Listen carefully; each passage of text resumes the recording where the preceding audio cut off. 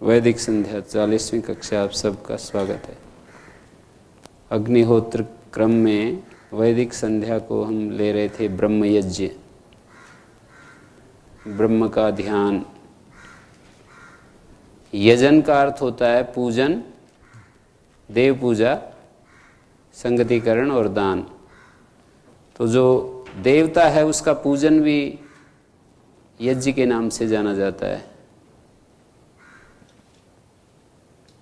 देवता का हमें जो दे रहा है, हमारे लिए जो प्रकाश देता है, जीवन देता है, हमारे को किसी रूप में सहयोगी बना हुआ है। देवो दानात्, देवो दीपनात्, देवो द्योतनात्, द्विस्थानो भवति इति। चार अर्थ किए आचार्य यास्क ने देव शब्द के।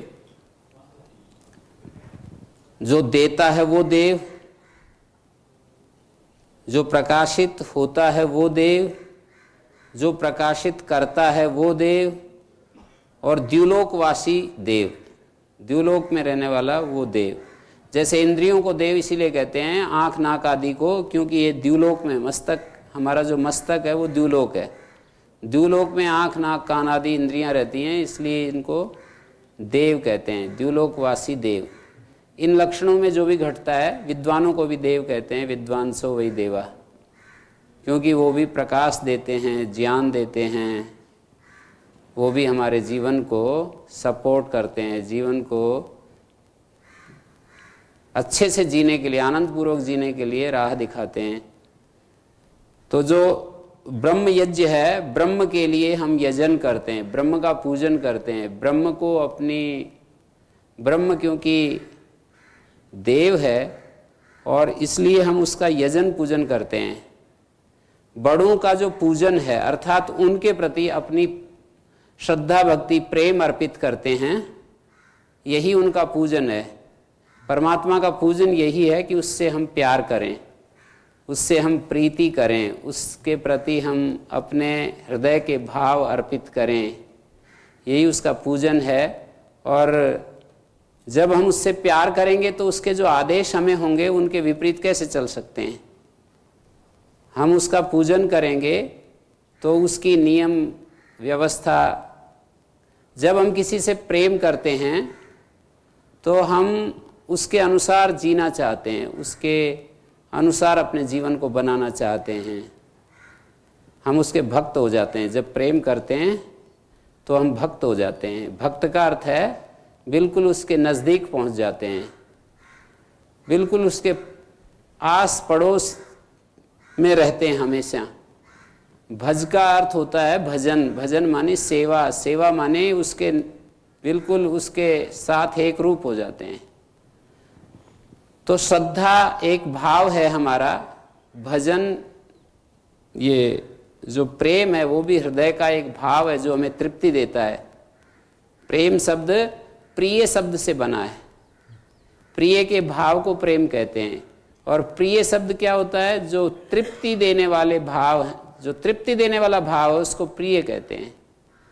प्रीणाति इति प्रिय, प्रिय तर्पणे कांतौ च, तृप्ति देना, ये इस प्रिय शब्द का अर्थ है।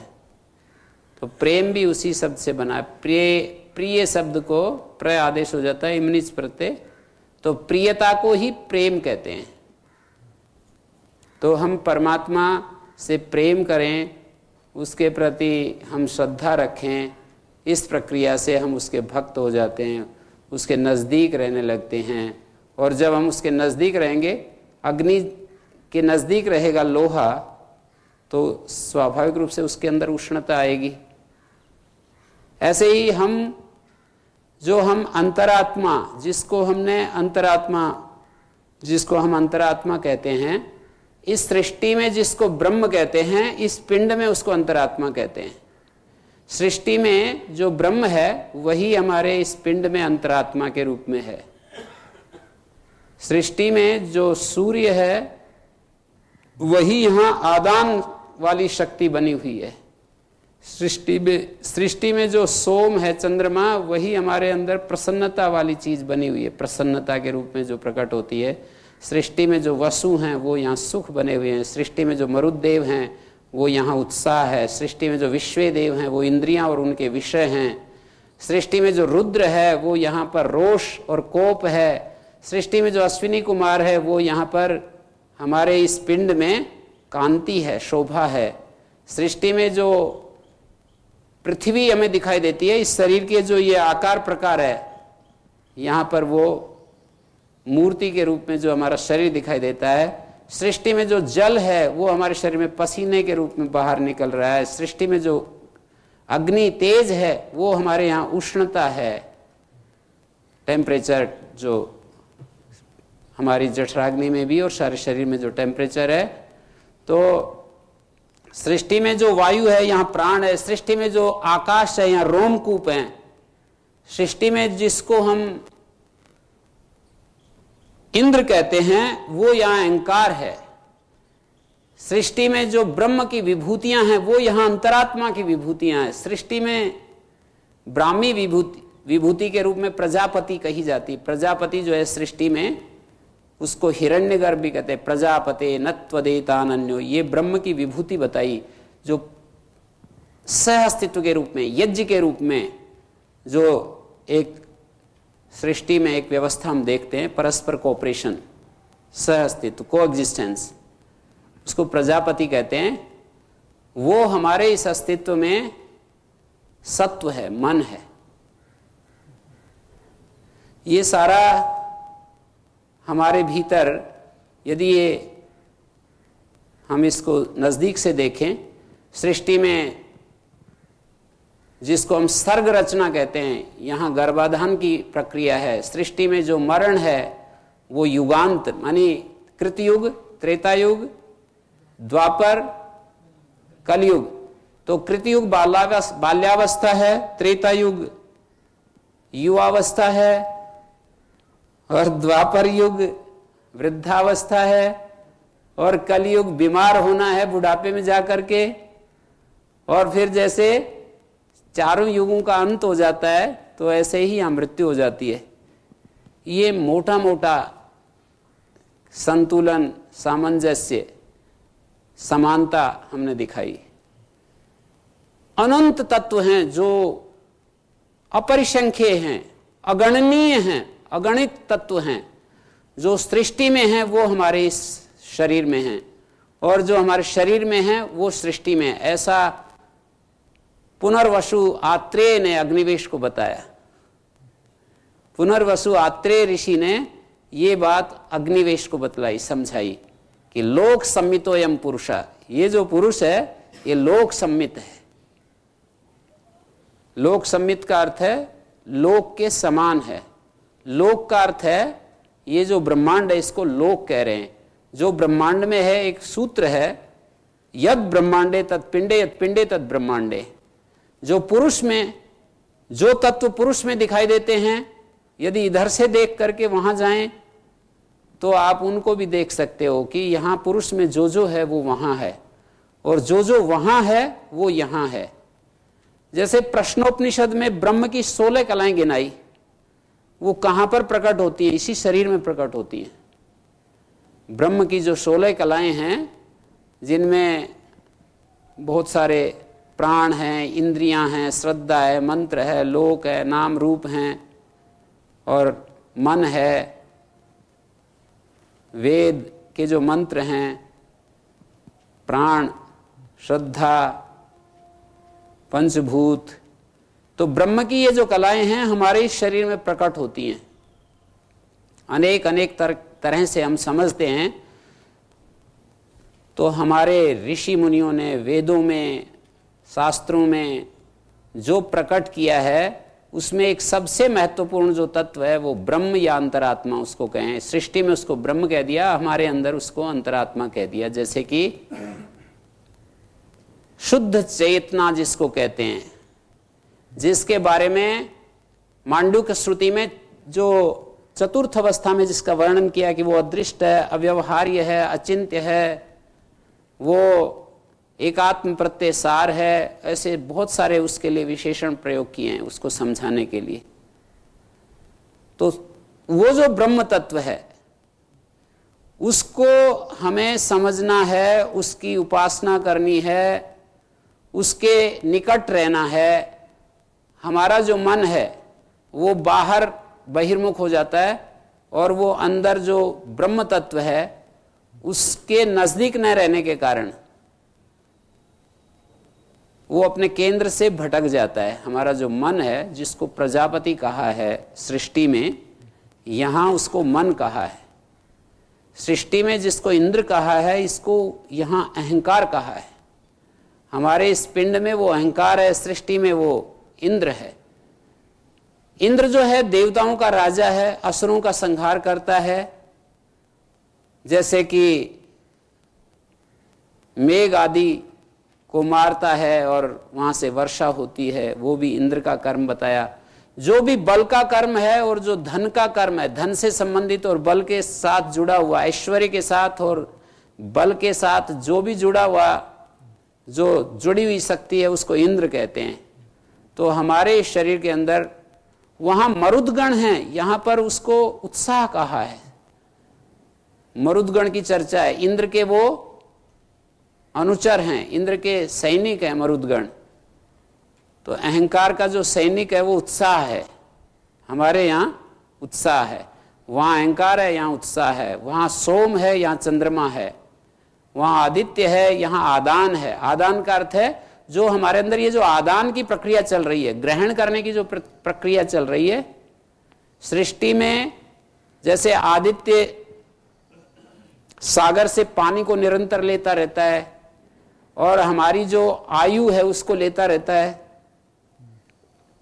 तो वो प्रक्रिया हमारे शरीर में भी घटित हो रही है। एक आदान प्रक्रिया निरंतर जो है धीरे धीरे हमको वो पकड़ती रहती है और हम आखिरी में जाकर के हमारी सारी आयु खत्म हो जाती है। आयु के जो क्षण हैं उनको जो आदान प्रक्रिया चलती रहती है उससे वो समाप्त हो जाती है, शेष हो जाती है, आयु शेष हो जाते हैं हम लोग। आकाश रोमकूप है ना, रोमकूप आकाश से उपमित किया है। रोमकूप यहां पर जो छिद्र हैं उसको यहां आकाश से उपमित किया है। छिद्र खाली स्थान है ना, तो इसको रोमकूप से उपमित किया है। तो ब्रह्म की हमें उपासना करनी है। उपासना का अर्थ है उसका ध्यान करना, उसका चिंतन करना, शांत होकर के उसके साथ एक होना। उपासना का जो अंतिम रूप है वो तो यही है कि अभेद हो जाना, अभिन्न हो जाना। उसके बारे में मन के द्वारा जो हम सोचते हैं, उसके द्वारा हम उपासना की प्रक्रिया में हम मन के द्वारा उसके बारे में जो सोचते हैं, ये उस दिशा में तैयारी होती है। ये उपासना का साक्षात स्वरूप नहीं है। उपासना में हम एक हो जाते हैं उपास्य के साथ। गौण रूप में उसको भी उपासना कहेंगे कि हम अग्नि वहां जल रही है, थोड़ी दूरी पर बैठे हैं, नजदीक नहीं पहुंच रहे हैं, दूर से ही थोड़ा थोड़ा गर्मी मिल रही है, वो भी उपासना है। पर असली उपासना, हम रोज इस बात को देख रहे हैं, असली उपासना तो यही है कि हम अग्नि में जाकर बैठ जाएं। उपमा के लिए है ये, समझाने के लिए। आदमी तो अग्नि में नहीं बैठ सकता, पर लोहे के गोले को हम बिठा सकते हैं। लोहे के गोले को जब अग्नि में डाल दिया जाता है तो ये सही सही उपासना का अर्थ होता है, असली उपासना का अर्थ है। या नदी जब समुद्र में जाकर के मिल रही होती है, ये उपासना का अर्थ है। नदियां जाती जाती रहती हैं और वहां बड़े आराम से उसमें मिलती रहती हैं सागर में। तो वो जो मिलन बिंदु है नदी का, वो उपासना का दृष्टांत बनेगा। या हम किसी खोज में हैं, किसी खोज में हैं, कोई चीज गिर जाए हमारे हाथ से, कोई बारीक चीज, तो हम खोज करते रहते हैं। जब वो हमारे हाथ में आ गई तो ये उपासना हो जाती है। हम ऐसे देखते रहते हैं और जैसे ही वो चीज हमारे हाथ में आई तो हम एकदम, हमारा दिमाग शांत हो जाता है, हमारी खोज पूरी हो जाती है। वो समझाने के लिए ऐसे समझ सकते हैं उपासना को। तो हम इन मंत्रों के द्वारा भी उपासना करते हैं और उपासना के माध्यम से अघमर्षण मंत्र पर पहुंचे। अघ का मर्षण करने वाला, अघमर्षण शब्द का अर्थ है पाप का मर्षण करने वाला जो ऋषि है, इस मंत्र का ऋषि, उसको अघमर्षण ऋषि इस नाम से कहा गया। कभी कभी ये हमारे जो वेद मंत्रों के ऋषि यहाँ पर अंकित रहते हैं, वो उसके गौणिक नाम हैं, उस क्वालिटी को बताने वाले हैं। उस मंत्र के आधार पर उनके अंदर वो स्थिति आ जाती है। जैसे शिव संकल्प मंत्र बोले जाते हैं, तो इन मंत्रों की जो साधना करेगा वो शिव संकल्प स्थिति को प्राप्त हो जाएगा, उसके संकल्प कल्याणकारी हो जाएंगे। जो 6 मंत्र हम बोलते हैं, उन मंत्रों का देवता तो मन है और ऋषि शिव संकल्प है। तो देवता मंत्र का प्रतिपाद्य विषय होता है और ऋषि उसका दृष्टा होता है। तो जो मन को देखेगा इन मंत्रों के सहयोग से, वो शिव संकल्प स्थिति को प्राप्त हो जाएगा, ये कहना चाह रहे हैं। ऐसे ही जो इन मंत्रों को, इनका जो देवता है, इस अस्तित्व का वृत्तांत, इस अस्तित्व के वृत्तांत पर जो चिंतन मनन और इसको अपने आत्मसात करेगा, वो अघमर्षण बन जाएगा। अघ को, पाप को मसलने वाला, मर्षण कहते हैं मसलने वाला, पाप को मसल डालने वाला हो जाएगा। कैसे हो जाएगा? इसी में ये सृष्टि, उत्पत्ति और प्रलय का चक्र इसमें बताया है। इतना इस विशाल ब्रह्मांड में जो ये निरंतर जो ये क्रियाकलाप चल रहा है, इसको देख करके हमारी जो बुद्धि है वो शांत हो जाती है। ना तो इसमें अहंकार उदय होता है, न हीन भावना आती है, दोनों से ही पाप आ जाता है। हाँ जी, वितान, अच्छा, वृत्तांत, चर्चा, भाव, अस्तित्व की चर्चा, भाववृत्त। ये जो अस्तित्व है, पूरा जो ये अस्तित्व है, इस अस्तित्व की चर्चा, ब्योरा, वृत्तांत, ब्योरा, कथा, उसके बारे में कथन। हम पाप क्यों करते हैं? या तो अहंकार के कारण या हीन भावना के कारण। हीन भावना के कारण हम डिप्रेशन में चले जाते हैं और हम अपने को बिल्कुल गया बीता समझते हैं, हमारे बस का कुछ नहीं है, और फिर छिछले मनोरंजन अपनाते हैं, कहीं क्लब में जाते हैं, कहीं वाइन पीते हैं, कहीं और कुछ करते हैं, उल्टा पुल्टा जो भी कुछ कर सकते हैं अपने खालीपन को भरने के लिए, अपनी रिक्तता को छिछली चीज़ों से भरने के लिए फिर मन बनाते हैं। क्योंकि हमारे पास कुछ भी नहीं रहता, ऐसे हम होलो हो जाते हैं, हम ऐसे बिल्कुल खाली हो जाते हैं कि फिर अपने आप को या तो मरने पसंद करते हैं कि मर जाएं बस। हीन भावना जब चरम सीमा में पहुंच जाती है तो आदमी आत्महत्या करता है। हीन भावना से ही उत्साह खत्म हो जाता है उसका कि अब तेरे जीवन में तू कुछ नहीं कर सकता है, ऐसे उसकी मन की स्थिति हो जाती है। दूसरी तरफ अहंकार से प्रमाद आ जाता है। यदि आदमी को कि मैं तो बहुत कुछ हूं, यदि ये बात आ जाती है तो उसके जीवन में प्रमाद आ जाता है और वो व्यक्ति, प्रमाद आया और जीवन की धारा चेंज हो जाती है। उसकी जो अप्रमाद जो है वही तो अमृतत्व है और प्रमाद ही मृत्यु है। तो प्रमाद यदि आ जाता है आदमी में तो समझो मृत्यु के मुंह में पहुंच जाता है। योग दर्शन में एक जगह कहा है, स्थान्युपनिमंत्रिणे तदस्मयाकरणम पुनरनिष्ट प्रसंगात।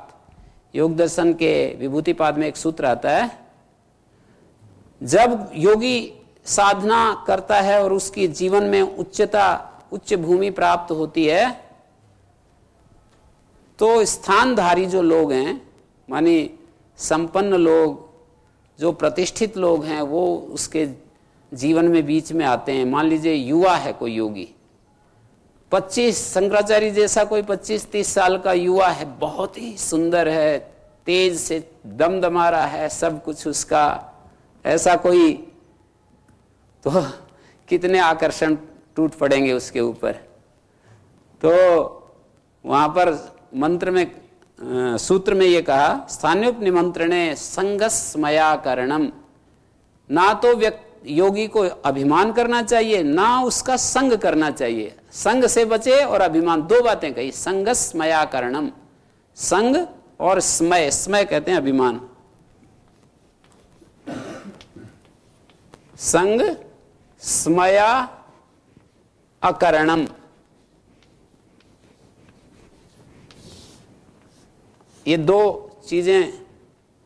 योगी जो है ना तो संग करे, उसके पास जब ऐसी स्थिति आ जाए, कुछ बूढ़े होकर के योगी बनते हैं वो एक अलग स्थिति है, पर नौजवान अवस्था में यदि योगी बन गया तो बहुत ही ज्यादा आकर्षण उसके ऊपर टूट पड़ेंगे।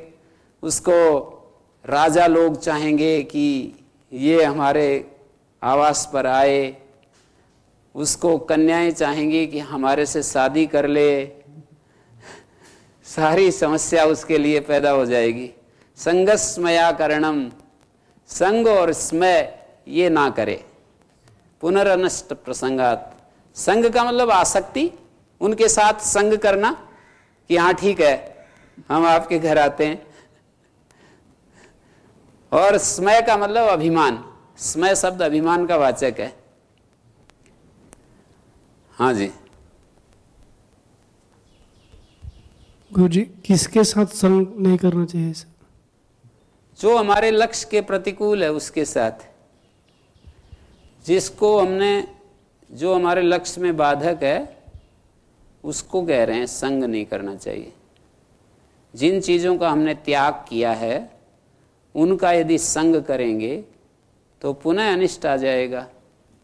जिन चीजों को छोड़ दिया है हमारे जीवन के लक्ष्य में बाधक समझकर, उनका यदि संग करेंगे तो फिर अनिष्ट आ जाएगा। तो जो अघमर्षण ऋषि है, पाप का मसल डालने वाला, पाप को नष्ट कर डालने वाला जो ऋषि है, वो इस सृष्टि को जब देखता है तो उसका पाप भाव नष्ट हो जाता है। अहम भावना भी नहीं आती और हीन भावना भी नहीं आती। अहम भावना क्यों नहीं आती? इतने इस विशाल ब्रह्मांड में इतनी अनंत शक्तियों को जब देखता है वो, तो वो अपने आप को समझता है मैं तो कुछ हूं ही नहीं इसके सामने। इस ब्रह्मांड में जो कुछ घटित हो रहा है मैं क्या हूं उसके सामने? अपना कहीं अस्तित्व ही नहीं देख पाता है। और जब हीन भावना आने लगती है तो ये देखता है कि जिस ब्रह्म की शक्ति से, ज्ञान से इतना अनंत ब्रह्मांड बात की बात में ऐसे जो है खड़ा हो गया और अब भी संचालित है, कितने सारे काम ऐसे आराम से हो रहे हैं बिना पात्र के। आकाश में कितना पानी ठहरा हुआ है, कोई पात्र नहीं, और पानी कहीं पात्र दिख रहा है और आकाश में ऐसे पानी अटक रहा है, और जब आता है नीचे आ जाता है पानी जा करके, और कैसे क्या बिना ही पात्र के ऐसे रहता है और यहां फिर आ जाता है। कितने विचित्र विचित्र कर्म हो रहे हैं। स्नोफॉल होता है, घास की बूंदों के ऊपर ओस के दाने सुबह सुबह देखिए आप कैसे मोती की तरह चमकते हैं, नदियां बहती हैं, पर्वत की जो सिंग चोटियां हैं वो बाफ इससे बर्फ से ऐसी सुनहरी दिखती हैं, ऐसी चांदी की तरह चमकती हुई दिखती हैं। और हरियाली आप देखिए एक जंगल में जाकर के कैसे हरियाली से भरा हुआ, कितना सुंदर, ऐसे ऐसे फूल स्वाभाविक रूप से। एक घाटी होती है हिमालय में, फ्लोवर, एक वैली ऑफ फ्लावर्स एक जगह है, तो उसमें कोई लगाता नहीं है फूल वूल, कोई नहीं लगाता, पर इतने प्रकार के फूल, इतना सुंदर वहां पर दृश्य है। और क्या क्या मतलब अपने शरीर के अंदर क्या क्या घटित हो रहा है, बाहर क्या क्या, सारा जो है ये सौंदर्य उसकी कृपा से निरंतर प्रवाहित है। तो ऐसा योगी जब हीन भावना आती है किसी के मन में किसी कारण से, तो वो ये सोचता है कि उसकी कृपा से ये सब कुछ हो रहा है तो तेरा उद्धार नहीं होगा। ये बात बार बार उसके मन में आती है कि उसकी कृपा से जो ये सब कुछ हो रहा है तेरा उद्धार नहीं हो सकता है क्या? तो इसलिए हीन भावना भी नहीं आती, अहम भावना भी नहीं आती। तो पढ़ते हैं अब इसको। ऋतंच सत्यम च अभिधात तपस, अभिद्ध तप से, ये समानाधिकरण है। अभिद्ध और तपस का समानाधिकरण है। समानाधिकरण का अर्थ होता है विशेषण विशेष्य भाव। जब दो शब्द एक ही अर्थ को बताते हैं तो उनका समानाधिकरण होता है। अभिद्ध और तप एक विशेष्य है, एक विशेषण है। जब दो शब्द होते हैं और उनको इकट्ठा करके कहना होता है तो वो विशेषण विशेष्य भाव रूप में ही अन्वित होकर के बात कही जाती है। माने एक उनमें विशेष होता है, दूसरा विशेषण होता है। तप यहां पर विशेष है, अभिद्ध यहां विशेषण है। तो उसका जो अभिद्ध तप है, सब तरफ से सृष्टि का उत्पन्न करने के लिए, सृष्टि को पैदा करने के लिए उसकी जो शक्ति है, प्रदीप्त जो अग्नि है, चित्त शक्ति, एकाग्रीकरण रूप जो तप है, चित्त शक्ति जो एकाग्रीकरण रूप तप है, उस प्रदीप्त अग्नि से, तपस अभिद्धात तपसा, अभिद्ध तप से, सब तरफ से जो एकीभूत, एकाग्रीकृत, सब तरफ से जो एकीकृत, ऐसा कहना चाहिए, सब तरफ से एकीकृत जो उसकी प्रदीप्त शक्ति है, उससे सत्य और ऋत उत्पन्न हुआ। स्थितिशील सत्य और क्रियाशील सत्य, ये दोनों उत्पन्न हुए। सत्सु साधु सत्यम, जो जिनको हम है कहते हैं, सत, ये सत्य का बहुवचन, सत्सु साधु, जिनको हम है कहते हैं, उनमें जो सबसे ज्यादा, साधु का अर्थ है यहां पर सबसे ज्यादा जिसका ठीक से अस्तित्व को हम अनुभव कर सकते हैं, तो उसको सत्य कहते हैं। तो अभिद्ध तप से ऋत और सत्य, अजायत का अर्थ है प्रकट हुआ। ततः रात्रि अजायत, ततः मानी उसी अभिद्ध तप से रात्रि प्रकट हुई। रात्रि मानी निश्चेतना प्रकट हुई, रात्रि निश्चेतना। ततः अर्णवः समुद्र अजायत, और उसी से प्रवहमान, सत्ता का जो प्रवहमान समुद्र है, वैसे तो अर्णव शब्द भी समुद्र के लिए आता है, अर्णस शब्द जल के लिए है। अर्णस शब्द जो है और वह प्रत्यय सैकालोप, अर्णव का अर्थ जो है जल वाला अर्थ होता है, और समुद्र जल वाला समुद्र, समुद्र तो जल वाला ही होता है। सत्ता का ये जो गतिशील समुद्र है, इस तरह से अर्णव का यौगिक अर्थ देख सकते हैं हम। सत्ता का, उसकी शक्ति से, उस चिति शक्ति से ही अर्णव समुद्र, सत्ता का जो गति प्रवहमान समुद्र है, वो उत्पन्न हुआ। चैतन्य धारा जो है वो अपना काम करने लगी, उसकी चैतन्य धाराएं काम करने लगी। हाँ जी, स्थूल अर्थ तो हम समुद्र के रूप में, आकाशीय समुद्र और पार्थिव समुद्र के रूप में लेते हैं, पर हम इसका एक आध्यात्मिक अर्थ ये भी ले सकते हैं, सत्ता का जो चैतन्य धाराएं हैं वो उत्पन्न हुई, वो प्रकट हुई। हाँ जी जी, जब वो आध्यात्मिक अर्थ लेते हैं तो वहाँ अर्णस शब्द का क्या अर्थ लेंगे जी? जल लेंगे या कुछ और?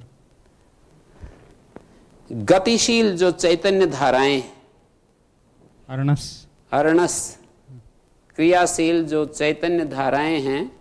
जैसे हमने सन्नो देवी रभिष्टय आपो भवन्तु पीतय, वहां पर देवी आप शब्द का अर्थ किया दिव्य चैतन्य धाराएं। देवी विशेषण है, आप विशेष्य है, दिव्य चैतन्य धाराएं, आप का अर्थ चैतन्य धाराएं, वो सब तरफ से प्रवाहित हो जाएं अभीष्ट के लिए और परम रस पान को देने के लिए, परम आनंद के लिए, वो चैतन्य धाराएं सब तरफ से प्रवाहित हो जाएं, और हम शांति की इच्छा वाले जो लोग हैं उनकी अभिमुख होकर के वो बहने लगें। संयो अभिस्रवंतु न, शांति की कामना वाले हमारी तरफ वे धाराएं बहने लगे। तो चैतन्य धाराएं ऐसे समझ सकते हैं हम इसको, चैतन्य की जो धाराएं हैं उनको यहाँ पर अर्णव और समुद्र, और भौतिक रूप से यदि अर्थ करते हैं आधिदैविक के रूप में, तो ये अर्थ होगा कि उसकी शक्ति से ततः रात्रि अजायत, रात्रि ये दीर्घ इकारांत शब्द यहाँ पर तभी कोई एणची होगा। भाषा में तो रात्रि शब्द ह्रस्व इकारांत होता है, लेकिन यहाँ वेद में दीर्घ इकारांत भी होता है, नदी जैसे होता है ऐसे रात्रि शब्द होता है। इको एणची से ई को यह हो गया, ततः रात्रि अजायत, उसी से रात्रि उत्पन्न हुई, उसी से अर्णव समुद्र उत्पन्न हुआ, जलीय समुद्र उत्पन्न हुआ, जल से परिपूर्ण समुद्र। समुद्र का अर्थ होता है जिसकी तरफ जल आते हैं, समुद्रवंती आपा यस्मात् या समुद्रवंती आपा एनम, दो अर्थ किए हैं समुद्र के आचार्य यास्क ने। अच्छी तरह से दौड़ते हैं जल जिसकी तरफ, एक ये अर्थ है, अच्छी प्रकार दौड़ते हैं जल जिससे, अपादान, ऊपर से नीचे की तरफ दौड़ते हैं जल जिससे, तो वो अंतरिक्ष समुद्र बनेगा। या सूर्य की किरणों से जब जल शोषण होकर के ऊपर जाता है तो समुद्रवंती आपा यस्मात्, मानी जिससे जल उड़ते हैं ऊपर की तरफ दौड़ते हैं, तो ये पार्थिव समुद्र होगा। समुद्रवंती आपह एनम, जिसकी तरफ दौड़ते हैं, तो यहां से जल अंतरिक्ष समुद्र की तरफ दौड़ते हैं, और अंतरिक्ष समुद्र से यहां पार्थिव समुद्र की तरफ दौड़ते हैं। तो समुद्रवंती आपह एनम,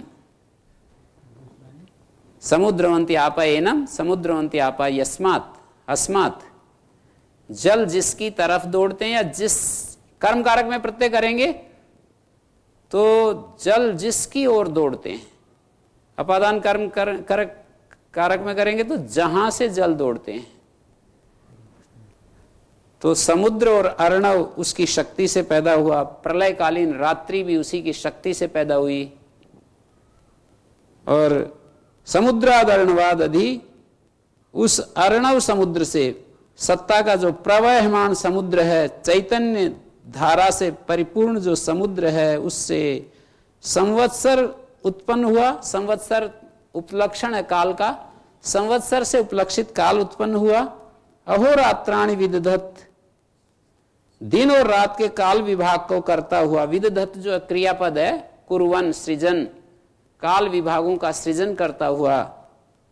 विश्वस्य मिशता वशी, निमेष उन्मेष, सब प्राणी जगत का वशी करता, निमेष उन्मेष करने वाला जो भी ये प्राणी जगत है ना, जो हमारी आंखें निमेष उन्मेष में लगी रहती हैं, तो निमेष उन्मेषवतः सर्वस्य प्राणी जगतः वशी करता।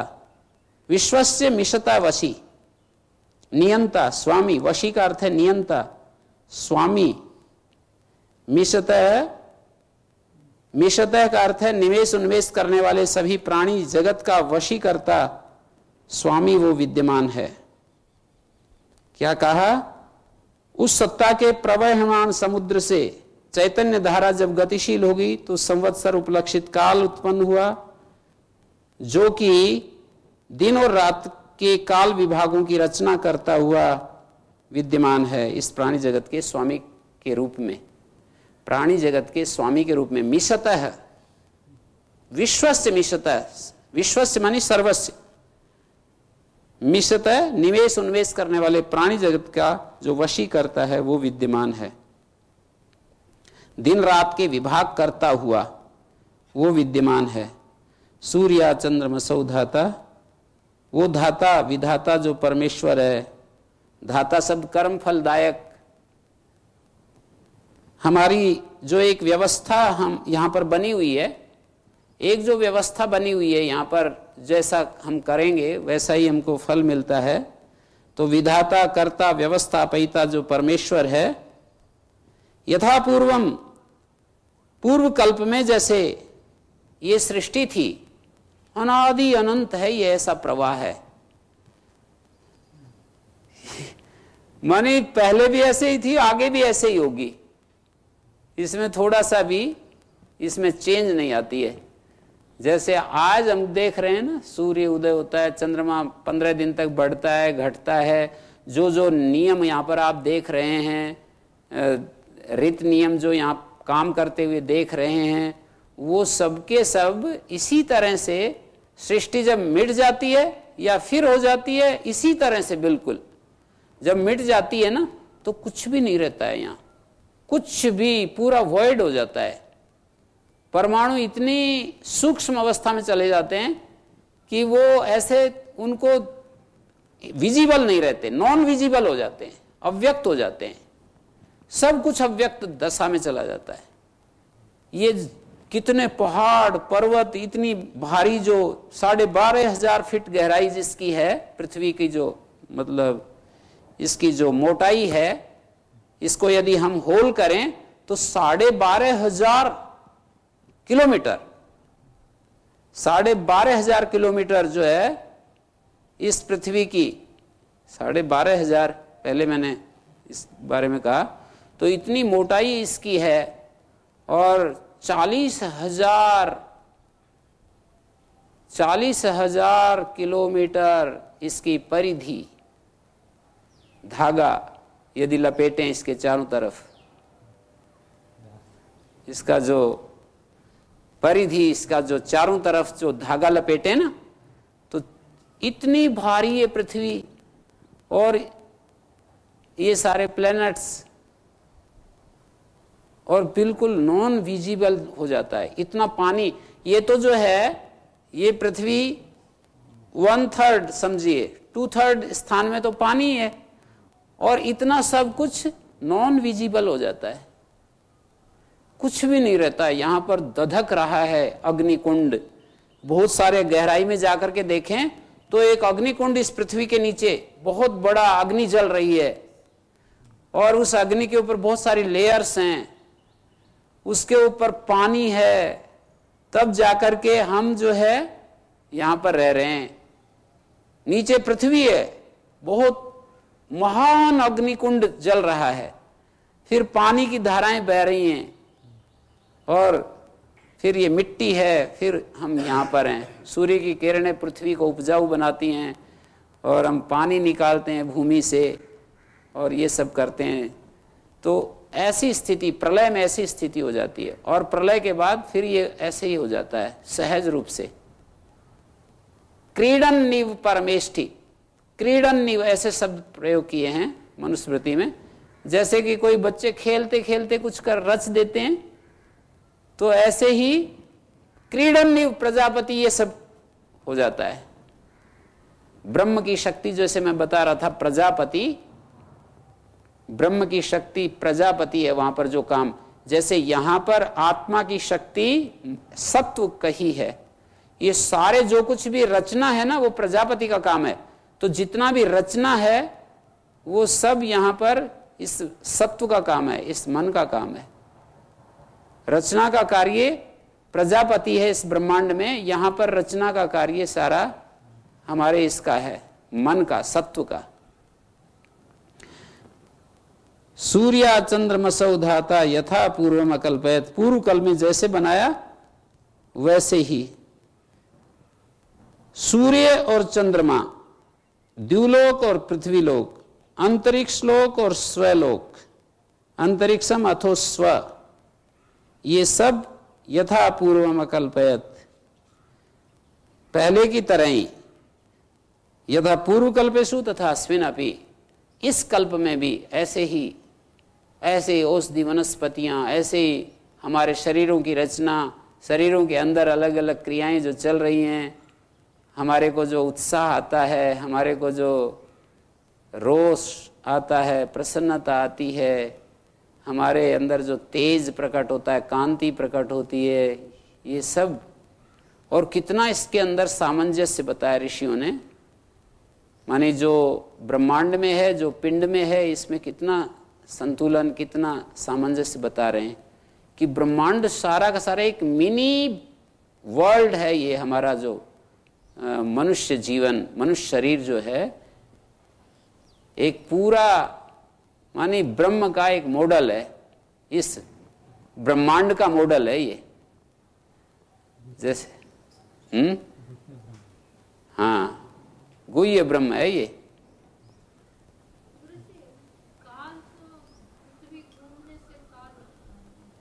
उसी को बता रहे हैं कि ऐसी परिस्थिति हो गई।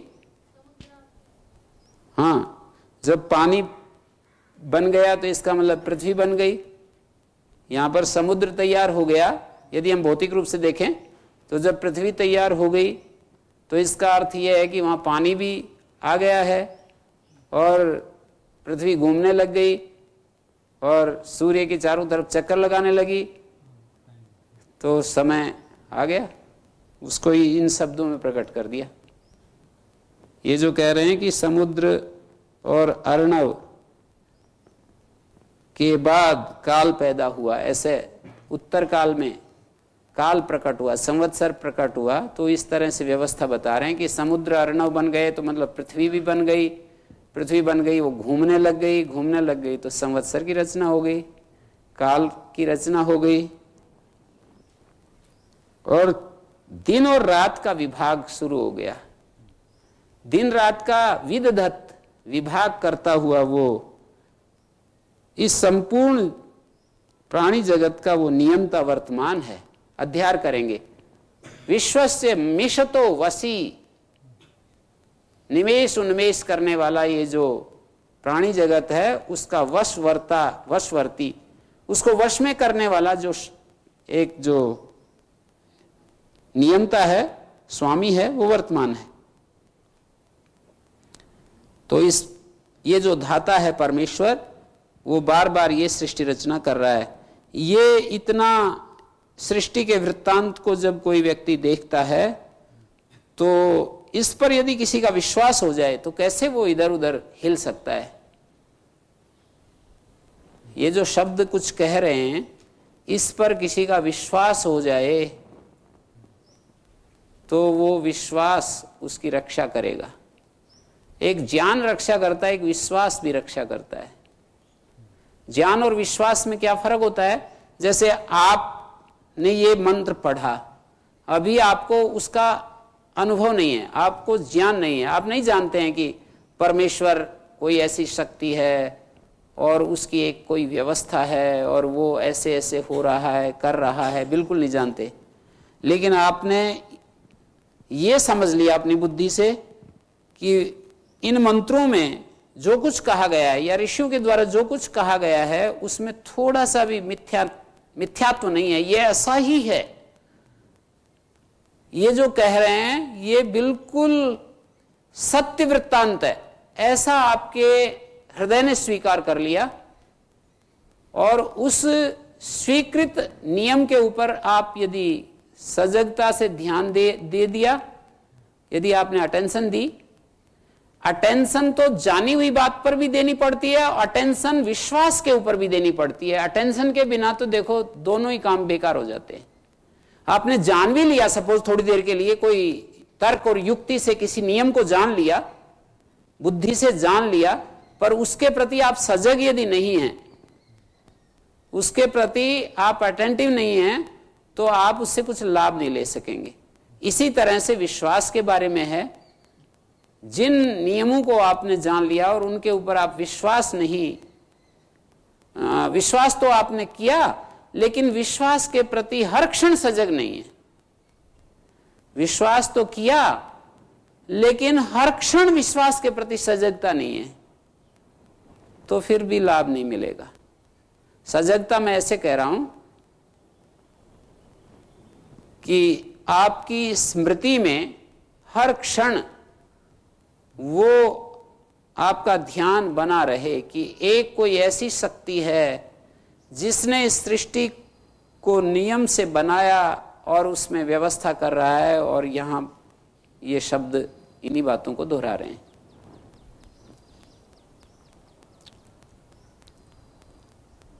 विश्वास होता है मानना और ज्ञान होता है जानना। तो व्यक्ति विश्वास के प्रति यदि पूरा सजग हो जाए, माने उसकी अटेंशन पूरी हो जाए क्षण क्षण में, कई आदमी ऐसे कह देते हैं कि आदमी जानता तो है लेकिन फिर भी इसको तो कुछ लाभ नहीं मिल रहा है जानने का। कोई आदमी यूं कहता है ये व्यक्ति मानता तो है भगवान को पर इससे तो इसको कुछ लाभ नहीं हो रहा। तो हमने इस बात पर विचार किया, हमने ये कहा कि जो जानता है वो उसका जो ज्ञान है बीच में खंडित होता रहता है, बराबर नहीं बना रहता, टूटता रहता है उसका ज्ञान। इसी तरह से जो मानता है उस मानने वो बराबर नहीं मानता, बीच बीच में खंडित होता रहता है उसका मानना। जानना भी खंडित होता रहता है, मानना भी खंडित होता रहता है, इसलिए वो इष्ट फल नहीं मिलता है। जानना यदि खंडित हो जाएगा तो जितनी देर खंडित होगा उसका लाभ नहीं मिलेगा। मानना यदि खंडित हो गया, मैं मान रहा हूं लेकिन भूल पड़ गई, भूल गया, दूसरी चीज बीच में कुछ और आ गया और ये वाली चीज भूल गया और कुछ दूसरा ही इसके विपरीत जो होना था वो होने लगा। जितनी देर आदमी जानता है उतनी देर के लिए उससे बचा रहता है, जितनी देर मानता है उतनी देर के लिए उस मानने से भी बचा रहता है। उसकी स्थिति अलग प्रकार की होती है, चाहे जानना हो चाहे मानना हो, वो क्षण क्षण में यदि होता है तो लाभ मिलेगा, क्षण क्षण में नहीं होता है तो जितनी देर मिलेगा, जितनी देर जानना और मानना होगा उतना लाभ मिलेगा। जैसे मान लीजिए पूरे दिन में आदमी ने बीच बीच में कुल मिलाकर के 3000 क्षण, किसी व्यक्ति ने 3000 क्षण जो है बीच बीच में अपने जानने से अलग भूल में रह गया, जो वो जानता था उससे अलग ढंग से जानने लगा। भूल गया, मतलब भूलना भी एक जानने को भूलना ही है। या वो मानता था 3000 क्षण मानने से अलग हो गया। क्षणों की गणना करें तो भी लोग इसकी गणना तो निकाली जा सकती है ना, कितने सेकंड होते हैं 24 घंटे में? 24 घंटे में एक मानी सेकंड के हिसाब से यदि हम कहें तो 1 मिनट में 60, 1 गुणा 60 ये मिनट हो गई, और 60 मिनट 1 घंटा, और इसको हम 24 से गुणा करें तो कितना हो गया? 3600 से 24 को गुणा करना पड़ेगा।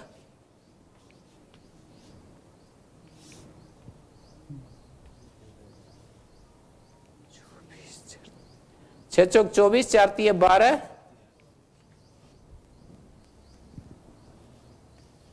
6 दूनी 12, 3 दूनी 6, 6 दूनी 12, 3 दूनी 6 और 1 7,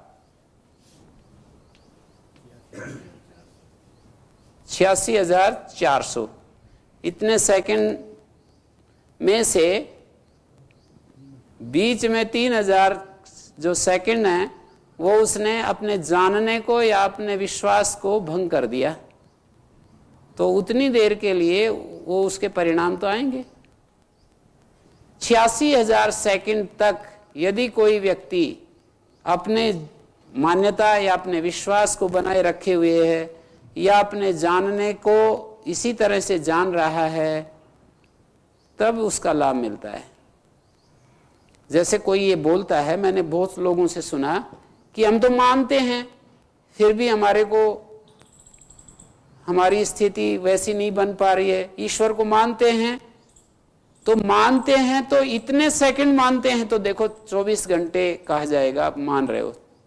86,400 सेकंड के लिए आप यदि मान रहे हैं, ये तो 1 सेकंड काफी उसको विस्तार करके बताया, उस बीच में 1 सेकंड में भी कुछ गड़बड़ हो सकती है, मोटा मोटा है ये 86,400 सेकंड मोटा मोटा है, बीच बीच में और भी होता रहता है। 1 सेकंड का भी कितना विभाग कर देते हैं, और हमारा मन तो ऐसे क्रिया करता है। अभी तो कंप्यूटर, जब ओलंपिक में मैच होता है तो 1 सेकंड के 100वां हिस्सा और भी ज्यादा हिस्सा उसका विभाग करके दिखा देते हैं कि ये 100वें हिस्से बराबर पीछे रह गया है। 1 सेकंड का 100 भाग जितना करें उतना ये जो मेडल लेने में चूक गया, ऐसे विभाग करके दिखा देते हैं।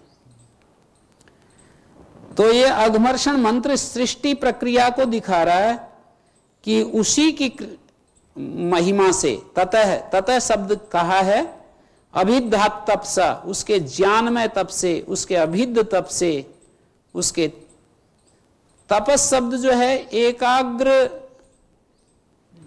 एकाग्र अवस्था का नाम है। उसका जो ज्ञानमय एकीभूत जो अवस्था है, हाँ, तप यस्य ज्ञानमयम तपः, उसका जो ज्ञानमय तप है जो कि सब तरफ से प्रदीप्त है। और वो तप कैसा है? एकीभूत, उसकी जो शक्ति चारों तरफ से एकीभूत हो रही है। उससे ये सब ऋत और सत्य, ये जो नियम है सृष्टि में जो दिखाई दे रहे हैं, स्थिर नियम और गतिशील नियम, जो स्थिर नियम है और गतिशील नियम है। कुछ नियम ऐसे हैं जो स्थिर हैं, कुछ ऐसे नियम हैं जो गतिशील हैं।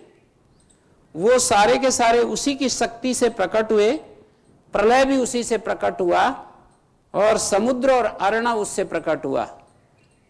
ये सब कुछ उसी से प्रकट हुआ, दिन और रात, और ये संवत्सर काल चक्र उसी से प्रकट हुआ, सूर्य और चंद्रमा उसी से प्रकट हुआ, और अंतरिक्ष, पृथ्वी लोक सब उससे। ये विशाल जो चक्र है हमारे सामने, सृष्टि का जो चक्र है, उसको दिखाया है, दोहराया है।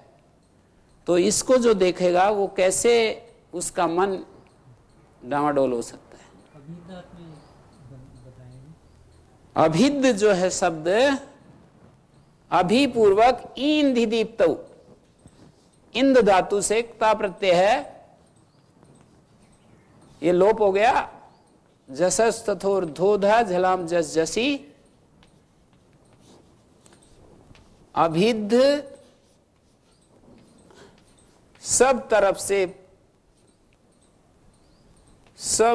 से अभिमानी, सब ओर से प्रदीप्त, एकदम से सब तरफ से जो पूरा का पूरा जो एक ही उसकी जो एकाग्रता है वो पूरी की पूरी सेंट्रलाइज हो रही है। मनसा परिक्रमा मंत्र आते हैं। फिर सर्वव्यापी जो परमात्मा है उसका मानस दर्शन करने के लिए साधक अपनी दोनों आंखों को बंद करके समाहित अंतर्मन से संपूर्ण विश्व में उस प्रभु की परिक्रमा करता हुआ जिन मंत्रों को जपता है उनका नाम मनसा परिक्रमा मंत्र कहे बोले जाते हैं। अपने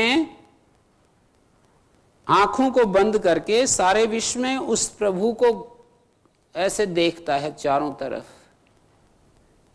उसकी शक्तियां, उसके नियम, उसकी व्यवस्था को चारों तरफ फैला हुआ देखता है। इसको मनसा परिक्रमा कहते हैं। तो इस जप माला में 6, यूं समझिए 6 मणिका हैं या 6 अक्ष हैं। मानव जीवन की 6 दीक्षाएं यहां पर सूचित की जा रही हैं। जीवन की सर्वांगीण उन्नति करने के लिए, विकास के लिए